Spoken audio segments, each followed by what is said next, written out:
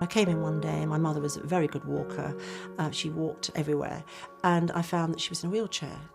I said to the staff, what's going on here? And she said, oh, well, we're taking her to the dining room. I said, well, she can walk. Oh, well, it's just a little bit quicker if we put her in a chair. And of course they didn't realise, or they may have realised, that if you don't walk, you lose the power of your legs. But also my mother enjoyed walking. That was restraint because it took away her independence and something that she liked doing. Rosemary Hurtley's mother spent the last years of her life in a care home. Rosemary believed that in treating her mother in this way, some staff in the care home were preventing her mother from living the life she would choose to live. They were restraining her. Tom Owen, joint author of the recently commissioned Sky report, Minimising the Use of Restraint in Care Homes, would agree. Restraint is one of those terms that is sort of bandied around the press and often sort of symbolises sort of something the negative, the very, very sort of negative practices that we maybe saw a few years ago, 10, 20 years ago. It brings up images of residents being sort of strapped down, or tables being pushed into the chairs so that people can't move, or something that we heard in the study of door handles being actually placed out of reach of the residents so they couldn't actually get into certain areas of the home. But actually I see restraint as being much wider than that, and really it's very much about just stopping people from doing things that they want to do.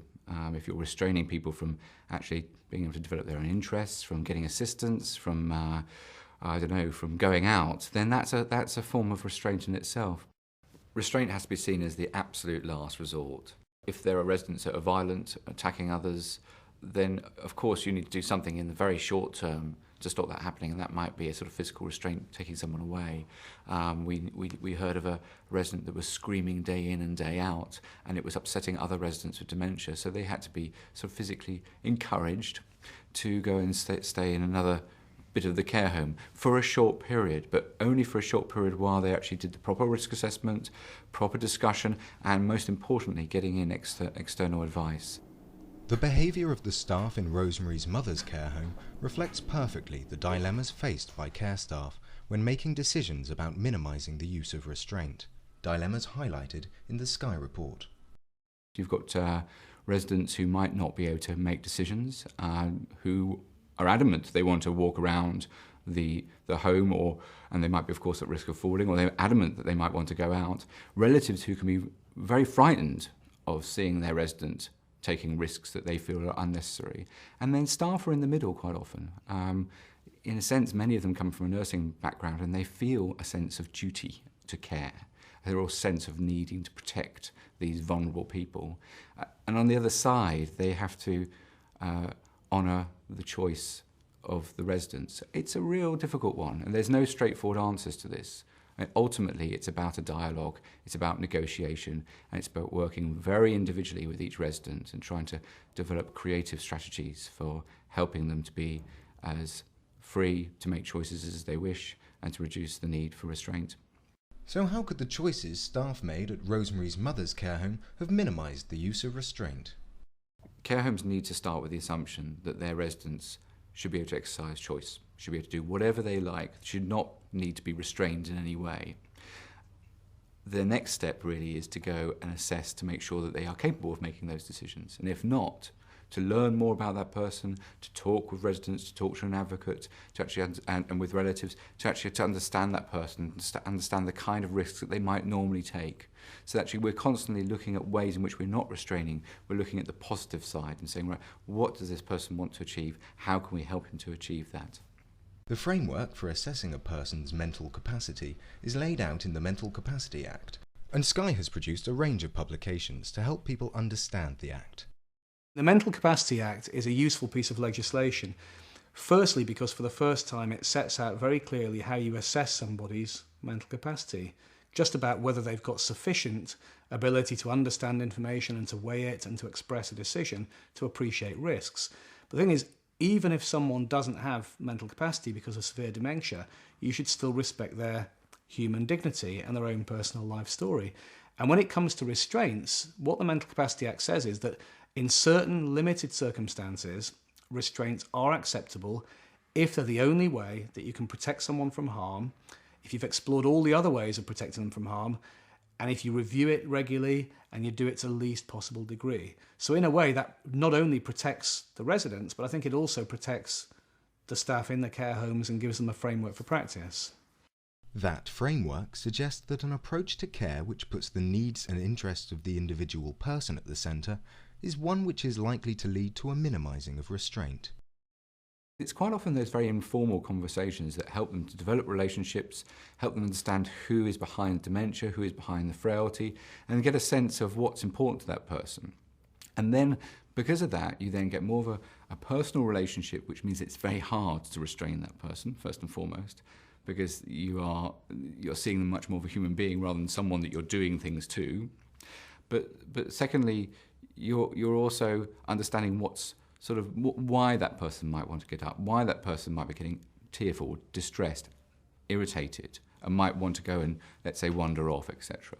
And these are crucial to a good culture of a care home. Rosemary Hurtley believes it was this person-centred approach that did so much to help her mother through the last years of her life in her care home. In her mother's case, even something as simple as a teacup gave her life meaning. Every time, because of her dementia, she saw this beautiful pink rose cup with a little gold rim round it and very fine china given to her, she just lit up, said, "Oh, that is fantastic. What a lovely cup of tea.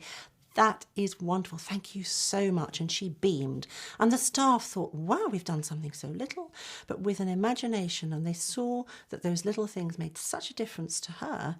It made them think perhaps more broadly. If we listen to everybody, those little things, the way the clothes are laid out, the way the meal is presented, they make people's hearts sing.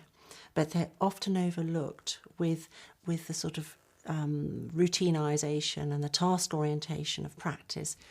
Some care homes say, we can't do all these things because there are too many tasks to do in the day. We can't spend time with residents because there's too many tasks. And when we talk, I quite often say to them, well, think about you at home with your family. You've got kids and a husband or a wife or whatever, and probably 1,000 tasks to do. But somehow you manage to bring the two together. You could have relationships and develop relationships, which is crucial to improving quality of life and minimising the use of restraint. But you can also get on with your tasks. So it's about helping staff think through how they can make sure they do the beds, but also keep that repertoire going, keep connection with residents, keep them feel reassured. What you don't do, if somebody's completely confused and, as I say, they're at risk of wandering out of the care home, wandering in front of the traffic and getting run over, and they don't know where they are, and they think they're on the way to work, you don't say, OK, then off you go, because you do have a duty of care to protect people from themselves. But on the other hand, you don't just casually and routinely restrict people's liberty without thinking the decision through very carefully.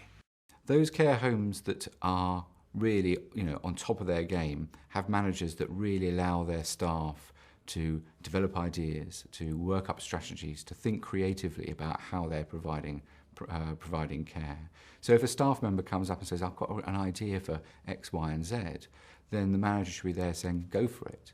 Even if it perhaps isn't necessarily the best idea, it's about empowering the staff. And if managers empower the staff, then staff might actually feel a bit more relaxed about empowering the residents and give them more control.